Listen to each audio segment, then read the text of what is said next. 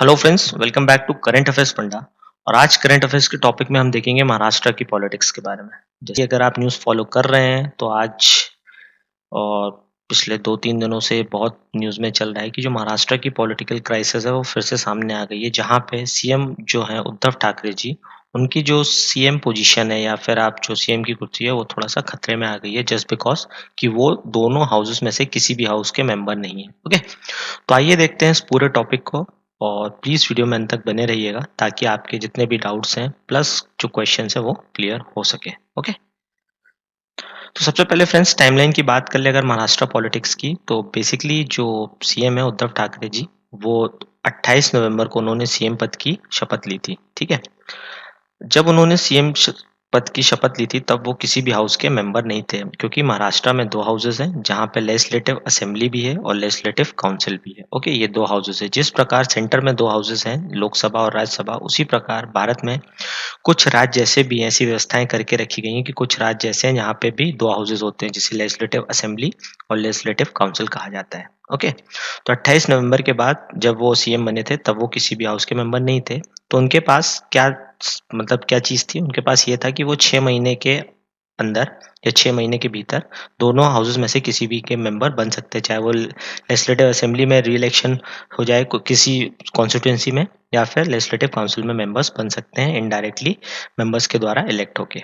Okay, तो उन्होंने क्या किया, उतने समय का वेट किया, लेकिन उसके बाद कोरोना वायरस आ गया तो उसके कारण वो इलेक्शंस नहीं हो पाए और अब उद्धव ठाकरे जी को ये डर सता रहा है कि वो आने वाले समय में सीएम बने रह सकते हैं या नहीं रह सकते हैं। और वहाँ की पॉलिटिक्स में भी ये थोड़ा-सा क्राइसिस चल रहा है, तरह-तरह की बातें हो रही हैं। तो उन्होंने वो गवर्नर से मिले और उन्होंने बात करी गवर्नर जी से कि आप मतलब कुछ करिए या फिर इलेक्शन कमीशन को रिक्वेस्ट करिए। तो जो गवर्नर हैं भगवत सिंह कोश्यारी जी वहाँ के, महाराष्ट्र के, उन्होंने इलेक्शन कमीशन को कहा कि आप प्लीज़ इलेक्शन कराइए 27 मई से पहले, क्योंकि 28 मई को 6 महीने पूरे हो जाएँ 28 मई को 6 महीने पूरे हो जाएँगे और उसके बाद ये अपने पद पे नहीं रह सकते, यानी सीएम बने नहीं रह सकते अगर वो दोनों हाउसेस में से किसी के भी मेंबर नहीं है। ओके फ्रेंड्स, तो ये बेसिकली है टाइमलाइन और ये आपको पता होना चाहिए जब भी कोई व्यक्ति मंत्री बनता है या फिर सीएम बनता है, पीएम बनता है या यूनियन का मिनिस्टर बनता है या कोई भी मिनिस्टर बनता है, बस उसके अंत में अगर मंत्री लगा है, ठीक है? तो उसे दोनों हाउसेस में से किसी का भी मिनिस्टर होना कंपल्सरी है विदिन 6 मंथ। अगर ओथ लेते समय वो नहीं है तो उनके पास 6 महीने का वक़्त होता है, 6 माह का वक़्त होता है, तो वो मेंबर बन सकते हैं, ठीक है? ऐसी व्यवस्था की गई है कॉन्स्टिट्यूशन में।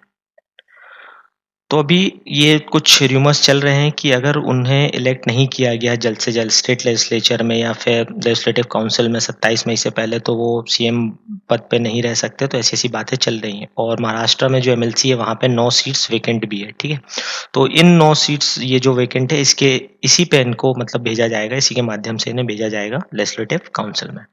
तो बेसिकली इलेक्शन कमीशन ने ये कहा कि हाँ, हम इलेक्शन कराएँगे महाराष्ट्र लेजिस्लेटिव काउंसिल का, ठीक है? 27 मई से पहले, ठीक है? और जो उद्धव ठाकरे हैं उन्होंने मतलब ये सुनिश्चित किया है कि अब वो वहाँ से इलेक्ट होके आ जाएँगे और आने वाले समय में भी वो वहाँ के सीएम बने रहेंगे, ठीक है? ये कब हुआ, जब वो गवर्नर जी से मिले और उन्होंने उनको रिक्वेस्ट करी कि आप प्लीज़ इलेक्शन कमीशन को रिक्वेस्ट करिए ताकि वो इलेक्शन करा सकें। ये हुआ एक, ठीक है? उनके पास 2 रास्ते थे कि वो एमएलसी में जा सकते हैं या मेंबर ऑफ लेजिस्लेटिव काउंसिल बन सकते हैं। पहली चीज़ कि अगर वो इलेक्शन कमीशन को रिक्वेस्ट करें या इलेक्शन कमीशन चुनाव करा दे, किसका? लेजिस्लेटिव काउंसिल का। पहला रास्ता ये है। और दूसरा रास्ता क्या था? दूसरा रास्ता ये था कि वो गवर्नर्स को रिक्वेस्ट करें कि आप अपने कोटे के थ्रू, गवर्नर जी के पास भी एक कोटा होता है जहाँ पे वो 1/6 लोगों को अपने कोटे के माध्यम से भेज सकते हैं या नॉमिनेट करके भेज सकते हैं, ठीक है? तो बेसिकली ये जो सीट है ये खाली है, कब से खाली है? 24 अप्रैल से ये मतलब सीट खाली है, जहाँ पे उनको जाने की बात कही जा रही है उद्धव ठाकरे जी को, ये 9 सीट खाली हैं, ठीक है? तो उसके थ्रू ये जाएँगे, ये 24 अप्रैल से ये 9 लेजिस्लेटिव काउंसिल की सीट्स खाली है महाराष्ट्र लेजिस्लेटिव काउंसिल में, ठीक है?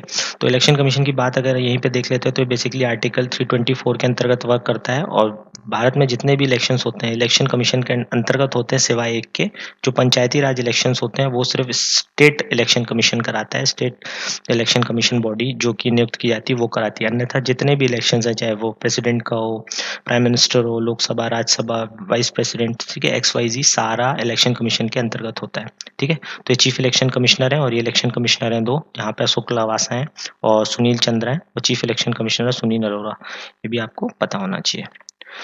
तो जैसे ही ये बात आई कि इलेक्शन कमीशन ने बोला कि हम वहाँ पे एमएलसी के चुनाव करवाएँगे और ये बेसिकली स्थगित होने के पीछे कारण सबके सामने है, ठीक है? वो को कोविड की वजह से ये स्थगित हो गया था और ये मतलब आने वाले समय भी जैसे कोविड को अभी 17 मई तक बढ़ा दिया गया है, तो वहाँ पे मतलब ये आशा चल रही है या फिर वहाँ पे जोड़-तोड़ चल रहा था कि अब वहाँ से ये हट जाएँगे, सीएम पद से छोड़ देंगे, ठीक है?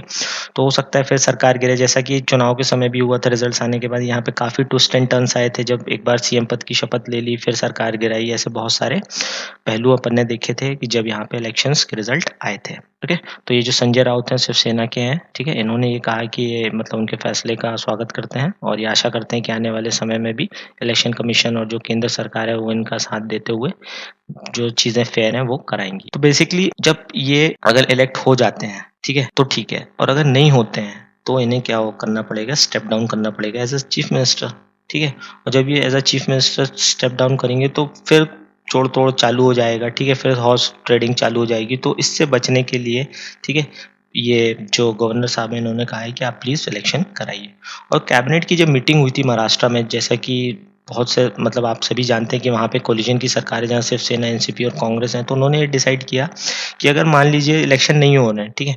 एमएलसी के इलेक्शन नहीं हो पा रहे हैं कोविड की वजह से और फिर उद्धव जी मतलब फिर सीएम नहीं बने रह सकते, तो एक काम करते हैं कि तीनों ने क्या कहा, इन्होंने कहा कि गवर्नर साहब से कि आप नॉमिनेट कर दीजिए इन्हें, उद्धव ठाकरे जी को नॉमिनेट कर दीजिए लेजिस्लेटिव काउंसिल में जो आपके पास पावर है 1/6 लोगों को आप नॉमिनेट कर सकते हैं, ठीक है? अपने अंतर्गत या अपने पावर के अंतर्गत तो आप नॉमिनेट कर दीजिए। ये भी एक रास्ता यहाँ पे मीटिंग में दिया गया उनको, ठीक है?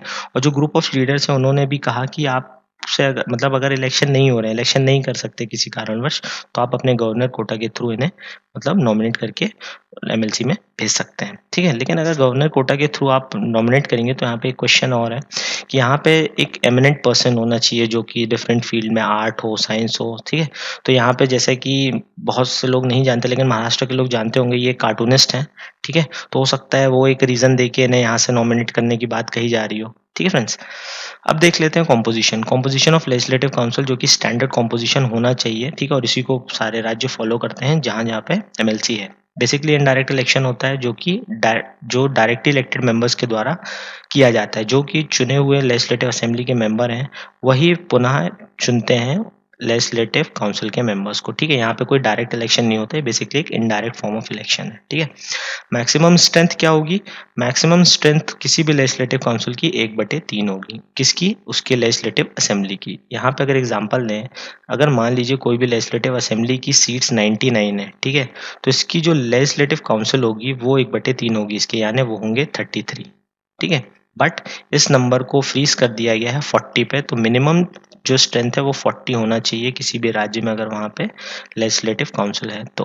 बेसिकली इंडिया में अगर बात करें तो ऐसे 6 राज्य हैं आंध्र प्रदेश, बिहार, कर्नाटका, महाराष्ट्र, तेलंगाना और उत्तर प्रदेश। ये 6 राज्य हैं जहाँ पे 2 हाउसेज़ हैं यानी एमएलसी है। इससे पहले जम्मू एंड कश्मीर में भी एमएलसी हुआ करता था लेकिन अभी 370 के रिवोकेशन के बाद जब से ये जम्मू कश्मीर और लेह को यूटी बनाया है तब से ये वहाँ से हटा दिया गया है। लेकिन अभी आपसे करंट कॉन्टेक्स्ट में कोई पूछे तो ऐसे 6 राज्य हैं भारत के अंदर। बेसिकली अगर अब मैनर की बात करें तो मैनर ऑफ इलेक्शन क्या होता है? अगर लेजिस्लेटिव काउंसिल महाराष्ट्र की जो लेजिस्लेटिव काउंसिल है वहाँ पे 288 सीट्स हैं, ठीक है? सॉरी लेजिस्लेटिव असेंबली की अगर बात करें तो 288 सीट्स हैं, तो लेजिस्लेटिव काउंसिल की हुई 96। अब इस 96 में क्या होगा? जो 1/3 होगा वो इलेक्ट करेंगे लोकल बॉडीज़ जो कि म्युनिसिपैलिटीज़ और डिस्ट्रिक्ट बोर्ड होते हैं, ठीक है? 1/12 graduates of 3 years residing with in states मतलब वो 3 साल से पढ़ने वाले व्यक्ति या फिर जो ग्रेजुएट्स हैं वो इलेक्ट करेंगे जो कि 3 साल से उसी स्टेट के अंतर्गत या उसी स्टेट के अंदर रह रहे हैं। फिर 1/12 वो टीचर्स इलेक्ट करेंगे जो कि 3 साल से वहाँ के जो सरकारी स्कूल में है पढ़ा रहे हैं बट मतलब सेकेंडरी जो क्लासेस हैं उससे नीचे नहीं होना चाहिए, सेकेंडरी होना चाहिए, उससे अपर टीचर्स होना चाहिए, ठीक है? बचे हुए 1/3 कौन इलेक्ट करेगा? वो मेंबर्स जो कि अभी तक इलेक्ट नहीं हुए हैं बट वो मंत्री हैं। जिस प्रकार उद्धव ठाकरे जी मंत्री हैं, ठीक है? उसी प्रकार और भी हो सकता है 4-5 लोग 5-6 लोग और हों जो मंत्री हैं लेकिन मेंबर नहीं हैं, ठीक है? तो वो सारे लोग लेजिस्लेटिव असेंबली के जो कि मेंबर हैं, वो इन 5-4 लोग जो कि मंत्री हैं लेकिन अभी मेंबर नहीं है, वो इन्हें इलेक्ट करेंगे। वो कितने लोग होंगे? वो होंगे 1/3 ठीक है? और बचे हुए जो मेंबर्स हैं बचे हुए मेंबर्स को गवर्नर नॉमिनेट करेंगे अपने कोटे के अंतर्गत। ओके फ्रेंड्स, तो ये 4 पॉइंट्स मिला के अगर आप देखें तो ये हो जाता है 5/6। 5/6 लोग डायरेक्टली इलेक्ट होके आते हैं, ठीक है। डायरेक्टली इलेक्ट होंगे मतलब बेसिकली ये इनडायरेक्ट फॉर्म ऑफ इलेक्शन है, बट कहा जा सकता है कि ये इलेक्ट हो रहे हैं, ठीक है, 5/6 लोग। और जो 1/6 हैं वो यहाँ पे नॉमिनेट होके आ रहे हैं गवर्नर के द्वारा। ओके, तो मैंने यहाँ काफ़ी अच्छे से कोशिश करी है कि आपको चीज़ें समझ में आए, छोटे-छोटे पॉइंट्स भी लिए हैं, ठीक है फ्रेंड्स। तो होप आपको ये सारी चीज़ें समझ में आई होगी। हमारे चैनल पे एक पॉलिटी सीरीज़ चल रही है जो कि एग्जामिनेशन पॉइंट ऑफ व्यू से डिज़ाइन की गई है, तो आप प्लीज़ चैनल पे विजिट करें, प्लेलिस्ट पे जाएँ और इसे भी देखें। Till then friends, please like the video, subscribe a channel and please share with your friends और कमेंट दीजिए। उससे पता चलता है फ्रेंड्स कि हमारा जो प्रयास है वो कितना कारगर है। आप अपने डाउट्स भी पूछ सकते हैं इफ एनी डाउट्स आपके दिमाग में आ रहा है तो। Okay, so bye bye, take care till we meet in a next video.